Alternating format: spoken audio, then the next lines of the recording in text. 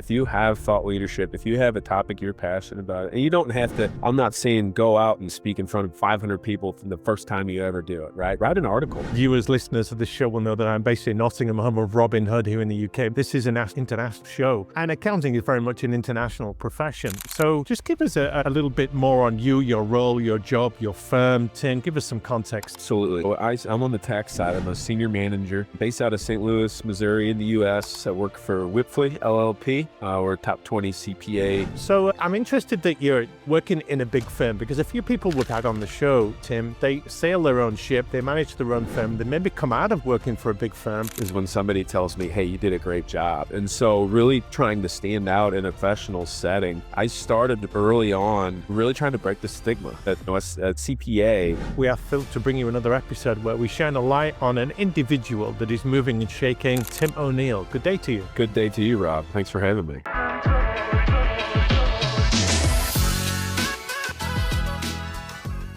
Who are the influential people in accounting? There are a few of them because it's such a noble profession, making a really big difference in the world. This is Leaders of the Ledger. I'm Rob Brown, your host, and on behalf of CPA Practice Advisor, we are thrilled to bring you another episode where we shine a light on an individual that is moving and shaking and disrupting things in the accounting world. We're delighted to have with us Tim O'Neill. Good day to you. Good day to you, Rob. Thanks for having me. Tim, CPA, what is so good about you? Where do I start? If you were asking my wife, I think she would give you a different answer, but I'll give you my answer. What is so good about me? I am always looking to better myself. I'm always looking to better others. And I'm sure we'll get into this at some point, but one of the huge opportunities that I see in this profession is for future leaders. We have a lot of individuals that are aging out of the profession, if you will, closer to retirement age, and it is the perfect time for some of our younger professionals to step up and fill their shoes, so to speak. Well, in many ways, you're one of the younger professionals. Many, as you say, accountants are at or close to retirement age. So there's this new wave coming through that have a chance to do things different. So just give us a little bit more on you, your role, your job, your firm. Tim, give us some context here. Yeah, absolutely. Well, I'm on the tax side. I'm a senior manager based out of St. Louis, Missouri in the U.S. I work for Wipfli LLP. We're a top 20 CPA firm, advisory firm. Been doing this going on 12 years now. So straight out of college, started with a firm called Miller Prost here in St. Louis, and we were ultimately acquired by Wipfli a few years back. A great Midwest-based firm. Really enjoy it. Been on the tax side my entire life. I say my entire professional life. I dabbled in some other stuff, but I always got back to the tax route because it really is just, it provides so many opportunities to be consultative and really add value to clients. So I've always enjoyed that. Outside of professional life, I'm married. I've got 3 awesome young kids, 6, 4, and 1. I live out in the suburb of St. Louis and keep busy. We were talking a little earlier before we started. I'm a huge rugby fan, a big Ireland rugby fan. We've got the British and Irish Lions going on right now. They're touring Australia, so I'm staying in tune with that. The weekends I keep busy. We've got a nice little house out here with some land, so I've got bees and chickens and the gardens. Everything's a DIY project, so spare time is hard to come by. There's a watch set with me. You only need to have a couple more children. You got enough for a 7-a-side rugby team there. So That's right. That's right. My 2 youngest are boys, and they're absolute cruisers, and they have perfect Irish rugby names. We got Rory O'Neill and Cullum O'Neill. That's right. Well, the regular viewers, listeners of this show will know that I'm based in Nottingham, home of Robin Hood here in the UK. This is an international show, and accounting is very much an international profession. So I'm interested that you're working in a big firm, because a few people we've had on the show, Tim, they sail their own ship, they manage their own firm, they maybe come out of working for a big firm. And in that respect, they do find it easier to build a personal brand, to raise their reputation, to be known for things. But you found a way to have yourself a voice, to create a platform, to be a little bit more well-known within the constraints of a bigger firm. Have you done that intentionally? Yeah, absolutely. I've always been one that doesn't necessarily shy away from the limelight, if you will. I don't know if this video will show, but I've got a couple guitars on the wall here. We can see that, yeah. Good musician. Any chance I can get, if we talk about predictive index, I think I'm what they call high C. I'm a golden retriever, essentially. I'm constantly looking for pets. I love acknowledgments. That's what really drives me, is when somebody tells me, hey, you did a great job. And so really trying to stand out in a professional setting, I started early on really trying to break the stigma that a CPA has. I was always under the impression before I got into accounting that it was CPAs a certain stereotype of not being the most social social and being very good with math, I have completely broken this. I'm extremely social. But it's a well-earned stereotype, isn't it, Tim? Because you need those skills. You do. The math, hit or miss. It's more analytics, puzzle solving. I always loved when the college professor said, you need to understand this because you won't ever have a calculator. You won't always have a calculator in your pocket. Well, fast forward, that's all we have in our pockets nowadays. Sure. Calculators. But yeah, from a early point in my career, I wanted to be a driver for change. And I knew that I was kind of an anomaly. Wanted to use my good personality traits to be a better leader, be a better direct report, be a better mentor, be a better peer, and really just drive the profession and my organization forward. I love that. But accounting is not a career choice you make to drive change. It's not Necessarily, is it? It's safe, it's risk averse, it's binary, it's black and white, yes or no. And I can't believe at 15 you thought, I want to change the world, I'm going to be an accountant. Yeah, well, I got into accounting by luck. I wanted to do something with music. I wasn't sure what it was, but I wanted to do something. You want to be a rock star. Oh, I would have loved to have been a rock star. It was anything from choir teacher to, film score composer to music journalist. Yeah. I ended up taking an accounting class in university, and it came very easy to me. I saw a lot of other students that I had known previously that really struggled with it. They were smart individuals, and it came naturally. And kind of, as you mentioned, Robbie, you think back and it's like, oh, I've always heard this is a safe career path. I've always heard that they make a good living. So let's ride it out and see what happens. And, here we are 15 years later. It really was luck. And you're absolutely right, though. It's not a career that you think of when you ask yourself the question, what profession could I get into and to really be this change champion? Yeah.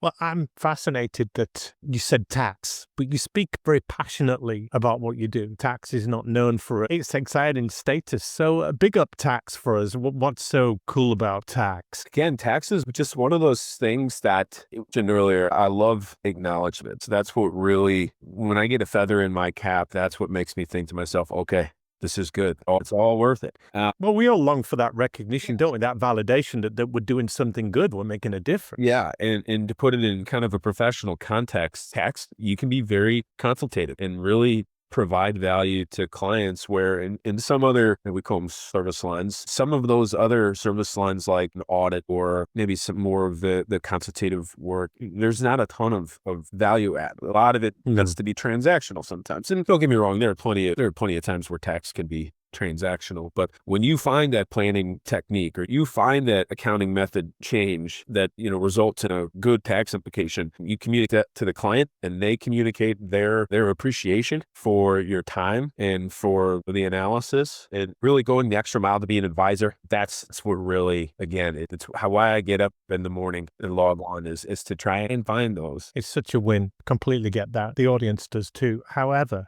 compliance is still the bread and butter of the accounting role. Yeah.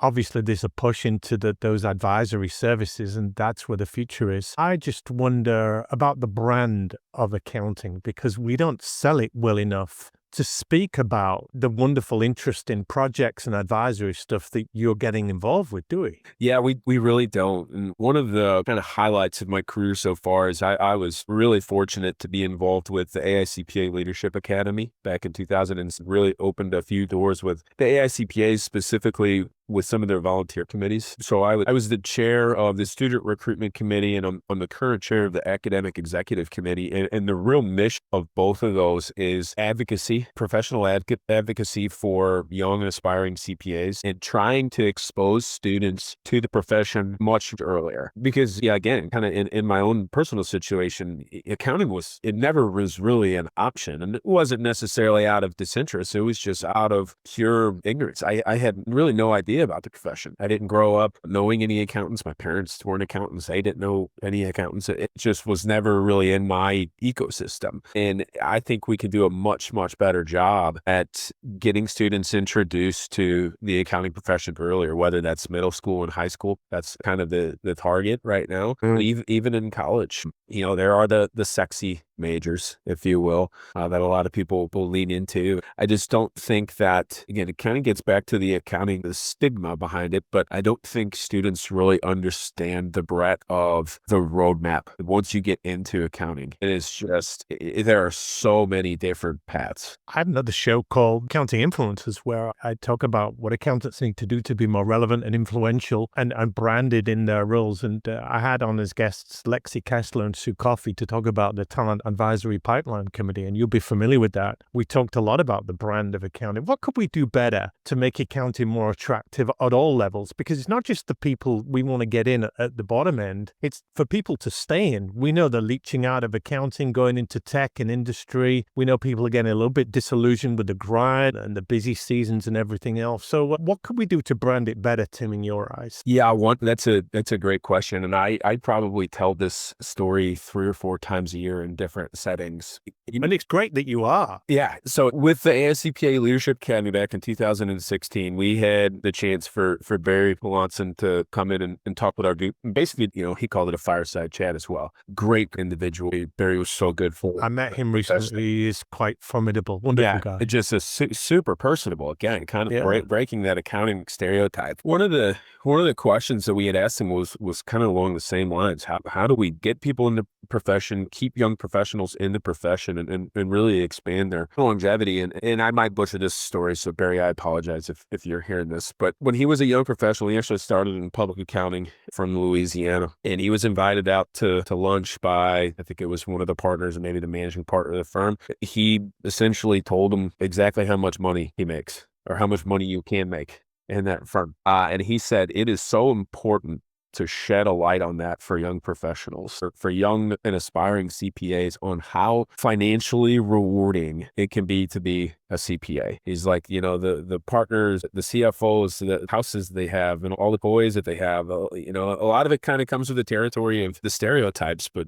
some people keep that pretty tight to the chest. But, the exposure around that and seeing what hard work, how it actually pays off, because some people are driven by that. And it kind of brings up another challenge, what makes these younger professionals tick? Because what I might find important as, when I was 22, 23 years old, and kind of where I wanted to go and how I wanted my life to look, it might be completely different than how a 22 or 23-year-old is now. Sure. The financial aspect was a massive piece of that puzzle for me. Well, let's just examine the finances for a moment. Sure, if you're in a big firm or you get to partner in a top 4, you'll make a few $1,000,000. However, the starting salaries for graduates are not great. They don't compare well with, say, the legal profession or some tech roles. So is that part of the jigsaw puzzle here, Tim? Absolutely. And I think you could probably have an entire session just talking about that particular topic. I'm not totally familiar with what the starting salary is nowadays. I know when I started 15 years ago, I think my salary right out of school was about $52,000, so about $1,000 a week. I'm sure it's probably closer to in the 60s, low 70s now. So forget. Yeah, I think 70, maybe 80 if you get a really good opportunity, but it will be north of 100,000 if you're in law. Yeah. Well, law and also engineering is one that I think engineering and information systems are 2 professions that I think we really butt heads with in terms of attracting talent at the collegiate level, because engineering and information systems starting salaries are similar, if not better, than accounting. But generally speaking, they require 1 less year of formal education. If we're talking about the CPA route, we have the 150-hour requirement, which again, there's probably another entire episode that you could do on that debate. But generally speaking, that's 1 year less education that the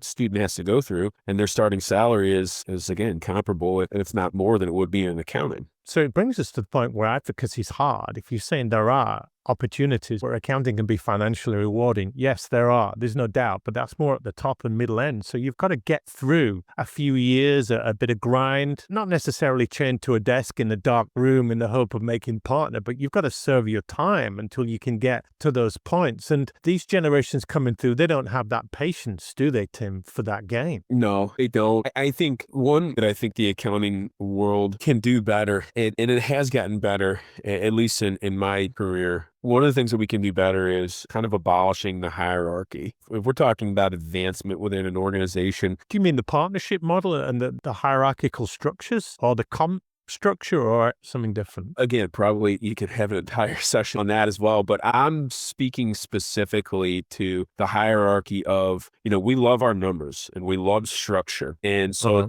for instance, you might be, say you're in a public firm and you start as a staff. Well, you have to be a staff for 2 years before you can make senior. And then you have to be a senior for 2 years before you can make the next level. And then you're there for 2 years before you're manager. And it's all very structured based on time. If I have a high performer, a high potential individual that's checking all the boxes and doing everything right, I don't want to be handcuffed to this 2-year time frame to promote them to senior or to promote them to manager. If they're doing everything or close to everything from a responsibility standpoint that they would be at that level. And that's one thing that I think, one of the things I really love about Wipfli is I think we do well with that. I think we're very good about rounding up and saying this person is doing everything right. Let's round up. Let's give them a shot. I'm not worried if they've only been in this role for 1 year, if they're performing at that next one. And so that's where the impatience comes in with some of the younger professionals is, well, I'm doing everything that, this person at the next level up is doing, but I am kind of, again, tied down to that, it's a tenure thing. You lose good people that way.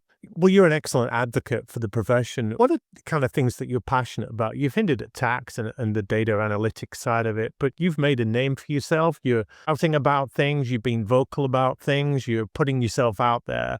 Just tell us how you built your personal brand a bit. It really started just when I first came into public accounting. I worked with individuals that were they were so unfaltering from a leadership perspective. They were some of the, there's one person that comes to mind, Doug, one of the best tax minds in the country and just an all around great guy. Great. He shaped you, right? He did. He shaped, I would go off on a limb and say that he shaped everybody in our firm. Everybody wanted to be at Doug Moore because he's the perfect combination of just high technical tax expertise and high social presence. Just those teachers at school that really switch a subject on for you, isn't it? Yeah. And they're so, I've been involved on the recruiting side for a long time. And there are so many students that I talk to that they end up falling in love with accounting, so to speak, because of a class that they took. And it wasn't necessarily the content of the class, but it was the professor. It was the professor that really drove them to the profession. And we need, talking about the talent pipeline, we need more professors that are really passionate about accounting. And that's where the academic executive committee that the AICPA has, that's where we kind of bridge the gap between academia and, professionals in either public or industry to really kind of make sure that we're not leaving any stones unturned of, how can we continue to build that pipeline? Miller, he was pushing you on. Tell us how you started to come out of yourself and be almost a spokesperson for what you're doing. He's an extremely charitable guy, very charitable, always looking to give, whether it's time or services or, he's always looking to take care of people and really instilled the importance of giving back, no matter what the cause was, but giving back if you're able to. And I've just been presented so many opportunities to give back to the accounting profession, be it through the AICPA or through the state society, that's been my calling from a community service standpoint. It's not luck though, Tim, that you've been presented with those opportunities. You've earned those. Nobody's come to you randomly and said, hey, will you come and sit on this committee or will you come and speak about this? So you must have been vocal and passionate and putting articles out there and thought leadership and speaking to anybody when you could. Luck is when opportunity meets preparation, right? So it was a perfect combination of seeking the opportunities because I wanted to break that stereotype and that stigma. You had stuff you wanted to say, right? Absolutely. I had stuff that I wanted to say, and realistically, what I had to say was really, hey, is a good place to be. This is a good profession. This is what we need. One of the things I love tax. We could talk tax all day long, but one of the things that I probably submit more thought leadership related to is leadership and how we can become better, more human-centered leaders, because that's what we need right now to strengthen the profession and make sure that we're attracting and retaining top talent. I'll ask you what makes a good leader in a minute, but the big question here is you're working in a firm, you've got billable hours to make, you've got bosses, you've got accountability there. Thought leadership is not chargeable. Networking's not billable. Nobody gets paid to attend these committees and forums. It might be good for Tim O'Neill, but is it good for the firm? Is it good for the bottom line? So how do you justify this? Or have you just got really great taskmasters that said, Tim, go and do whatever you do. No problem with the billables. Yeah.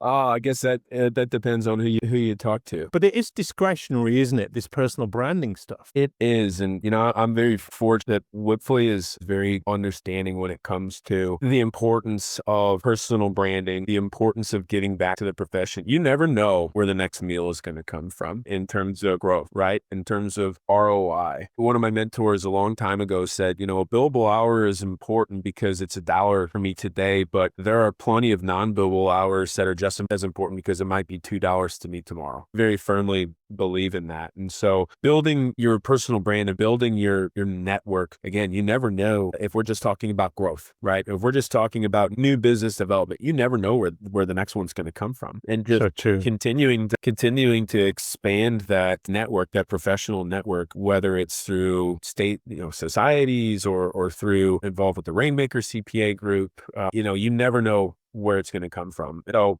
sure, there comes a point where you have to do kind of a look at the ROI and make sure that you're working at your highest and best use. And the clients come first, right? Billable hours are important. We need to make sure that our clients are being serviced as best as they possibly can, and we're extremely responsive. But it's a balance. You've clearly got a culture there, though, Tim, where the firms, the leaders above you, see that if you are out there, you're an ambassador of the brand. You could be opening doors, and although you're, in career terms, feathering your own nest and building your own network, you're also, every time you appear, you've got the firm's name there right next to yours. So that's good for them. Yeah, absolutely. Absolutely. What makes a good leader these days? Has that changed over the years? Could I have asked you this 50 years ago and got a different answer? You probably could have. And it's so funny. I talked about the AICPA Leadership Academy, and when I was applying, that was one of the prompts, was something along the lines of, what is a future leader going to need to have or be to be successful in the next 10 or 15 years? And it's funny because I actually revisited that about a year ago. I have it saved somewhere on my computer, and I was reading it, and I thought to myself, boy, did I hit the nail on the head, because this was pre-COVID. And it talked about, you were I was. And it was talking about leading virtual teams and really leveraging technology correctly. And I still think that's extremely true, but to be a good leader, it really comes down to authenticity. You have to be authentic. You have to be empathetic. You really have to understand that there's not a one size fits all to leadership. What drives one person may not be the same driver for another person. So really customizing your approach as a leader, but building authentic relationships and rapport. That is absolutely number one. You're talking about attributes there, Tim, that don't sit naturally in the accounting skill set because it's highly technical. You're very driven. Accountants are introverted by nature, by and large. When you're very unusual, you're against the grain there. But are we asking too much of modern day accountants, that they've got to be technically strong? They've got to be masters of technology and AI now too. They've got to be great at selling. They've got to be empathetic. They've got to be counselors and therapists and psychiatrists and friends and shoulders to cry on. They've got to be authentic and keep it real. They've got to put thought leadership out there and build a brand. Are we asking too much? No, you're just asking that of me, I think. I don't think we're asking too much, because the one size fits all approach to leadership is also, you could say the same thing about being leader. There's not a one size fits all. That is true. One of the things that I think we really do well as a firm is we recognize that people have strengths and people have weaknesses. The person that might be a great business developer might not be the most technical person. The person that's the extremely technical person might not be the best business developer, but we don't measure them on the same scale. We don't lump them into the same group and say, here are the metrics that both of you need to hit. This is your new business development goal, and this is your billable hour goal. They would have an issue, vice versa. And so by customizing it and really finding people's strengths, letting them roll with that. That's, we don't need to be a specialist or an expert in any of this stuff, because, and I'll tell you right now, I'm technologically savvy, don't get me wrong, but when it comes to AI and some of this new cutting edge tech, like, that's not my space. But I'll tell you what, I've got 4 people that I know that they love that. They eat that up. And if I have questions, that's where I utilize them. We need to be the experts. We just need to know who our resources are. Very good. Internally and externally. Yeah. Couple more quick questions. We'll wrap this up, Tim. Really enjoyable talking to you because you just ooze a lot of passion about what you do. Give us one surefire prediction that you feel is going to happen over the next few years in this accounting game. One surefire prediction. I'm going to be prophetic again. AI is an easy one. I don't want to go with that one. I don't mind you going with AI if you're going to be specific about something. No, because I told you I wasn't too confident with the AI. I know nothing dangerous. One thing that I think is surefire is that private equity and consolidations are really going to cause a mix-up. Well, they're doing that now, aren't they? You thinking more so? Yeah, absolutely. Just talk us through that a minute. What's your rationale?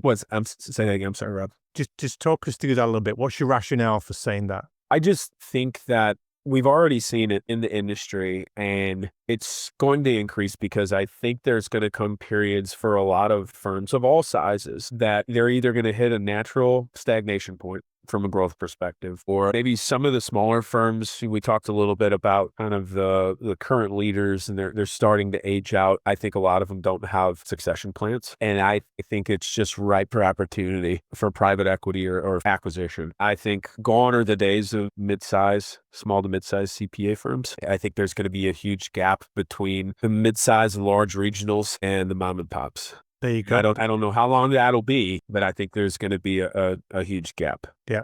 Well, you called it here. We've got that on record. Final question, Tim. What advice or words of encouragement would you give to people tuning into the show that do feel they need to be a little bit more vocal and visible? They want to be more influential. They want a voice. They've got things they want to share, but they perhaps don't know how to start, or they're scared of what people might think if they put themselves out there. What would you say to them? Be vulnerable. There is nothing wrong with taking a shot, right? You miss 100% of the shots you don't take. Be vulnerable. Put yourself in a vulnerable position. If you have something to say, if you have thought leadership, if you have a topic you're passionate about, and you don't have to, I'm not saying go out and speak in front of 500 people the first time you ever do it, right? Write an article. There are so many industry publications, state society publications, there on online blogs, you name it, that are constantly looking for thought leadership. Especially one of the things that CPAs have a very distinct advantage is that we're high trust. The society, when you tell somebody you're a CPA, they're like, there's a really high level of trust. And so you kind of already have that street cred with those couple letters behind your name when you put together something from a content standpoint and share it. So be vulnerable, something that you're really passionate about, and explore the avenues of how your voice can be heard. And then it goes without saying, get involved with your state society if possible. Get involved with any professional society, AICPA, SEMA, whomever, because there are just so many opportunities, not only to give back to the profession, but to grow and expand your network. Plenty of opportunities for thought leadership. I'm sure I wasn't at Engage this past year there, Rob, but it's a great opportunity. They're always looking for speakers and content. And so, yeah, be vulnerable. Find something that you're passionate about to make your voice heard. This is Leaders of the Ledger. On behalf of CPA Practice Advisor, we've been talking to Tim O'Neill today as one of the influencers that are shaping the future of accounting and changing it right now. Tim, it's been a privilege to hear your passion and your insights. Thank you so much for joining us today. My honor. Thanks, Rob. I appreciate you having me.